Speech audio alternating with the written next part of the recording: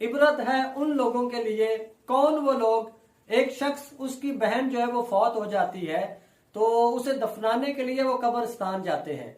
जब कब्रिस्तान जाते हैं, उसे जब कब्र में रखा जाता है तो जो फौत शुदा बहन है उसके भाई के पैसों की थैली जो होती है वो कब्र में गिर जाती है। जब वो अपनी बहन को कब्रिस्तान में दफना कर वापस अपने घर आते हैं तो वो अपने पैसे चेक करता है, उसे वो पैसों की थैली नहीं मिलती। जब वो वापस जाता है पैसों की थैली के तलाश के पीछे, तो चलते चलते कब्रिस्तान में पहुंच जाता है तो वो पैसों की थैली तलाश करने के लिए अपनी बहन की कब्र जो है वो खोदना शुरू कर देता है। जब वो अपनी बहन की कब्र को खोदता है तो क्या देखता है, उसकी बहन की कब्र में से आग के शोले भड़क रहे होते हैं। वो डर जाता है और जल्दी जल्दी से अपनी बहन की जो कब्र होती है उस पर मिट्टी डालकर भागता भागता अपने घर में जाता है। जब घर जाता है तो अपनी वालदा से पूछता है, अम्मी जान, मेरी बहन अमाल किस तरह के किया करती थी। उसकी अम्मी जो है वो पूछते हैं कि बेटा आप ये क्यों पूछ रहे हैं।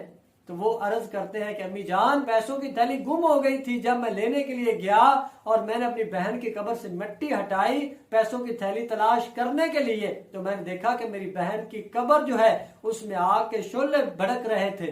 तो उसकी जो वालदा है वो भी रोने लगी और उसने कहा, बेटा तुम्हारी बहन और तो कोई गुनाह नहीं किया करती थी, हाँ जब नमाज का वक्त होता था तो वो वक्त पर नमाज नहीं पढ़ती थी, यानी नमाज को कज़ा करके पढ़ा करती थी। तो बेटा हो सकता है उसके नमाज कज़ा करके पढ़ने की वजह से अल्लाह ताला ने उसे इस अजाब में मुब्तला कर दिया। हुज़ूर अलैहिस्सलातु वस्सलाम जब मिराज पर गए तो नबी पाक ने देखा कि फरिश्ते जो हैं वो एक शख्स जो होता है उसका सर जो वो कुचल रहे होते हैं थोड़ों से।